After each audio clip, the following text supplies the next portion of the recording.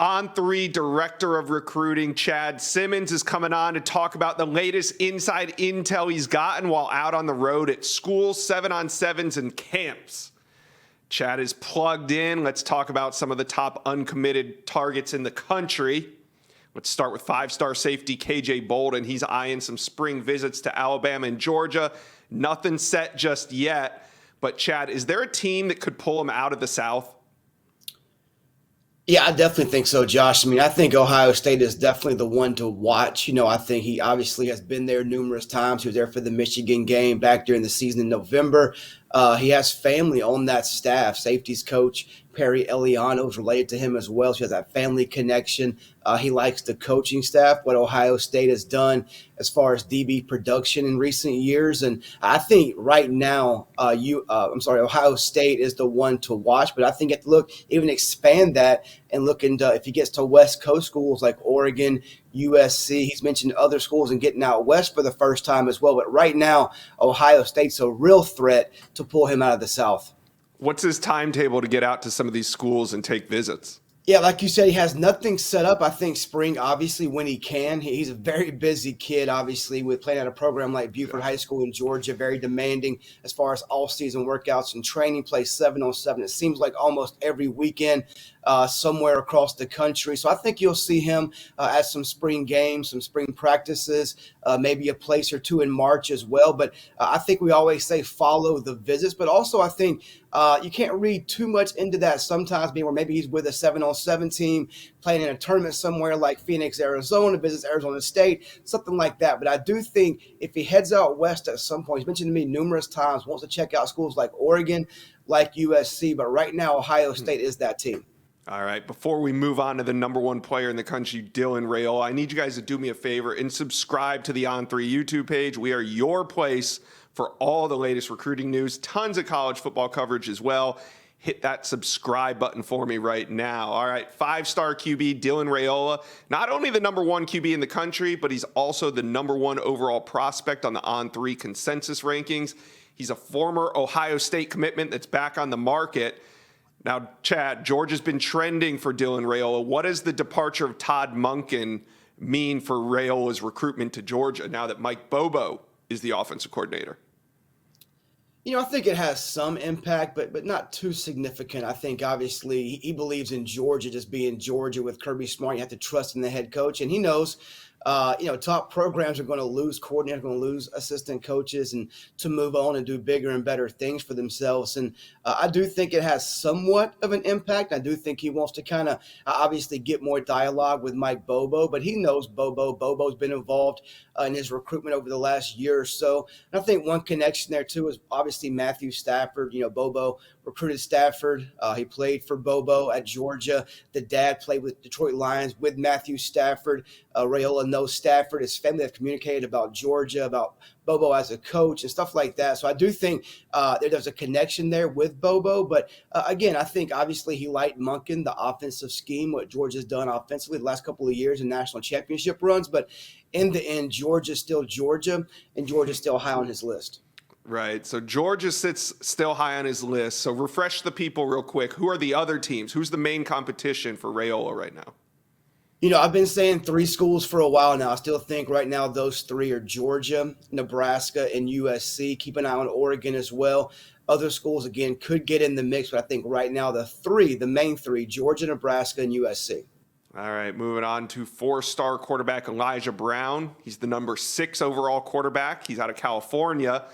He says competition is not a factor, but do you think schools like Michigan, Arizona State, Oregon, teams that don't have a QB committed right now could be more appealing to Elijah Brown? Yeah, I think a lot of quarterbacks say that, and I think many probably do mean it in the end to some extent, but at the same time, you can't. We're all human, right? You look for that best perfect fit and the best opportunity for yourself, and when they don't have a quarterback in place, I think that's only a positive, only helps that program, which it may be. And for him, I think, he's truly one of the quarterbacks that are pretty wide open, I feel like, out there in this cycle until he starts to get back on the road and take some trips. I do think, maybe competition is not a big deal for him. But again, when schools don't have a quarterback in place or don't have a quarterback in this cycle committed, it only helps their opportunity.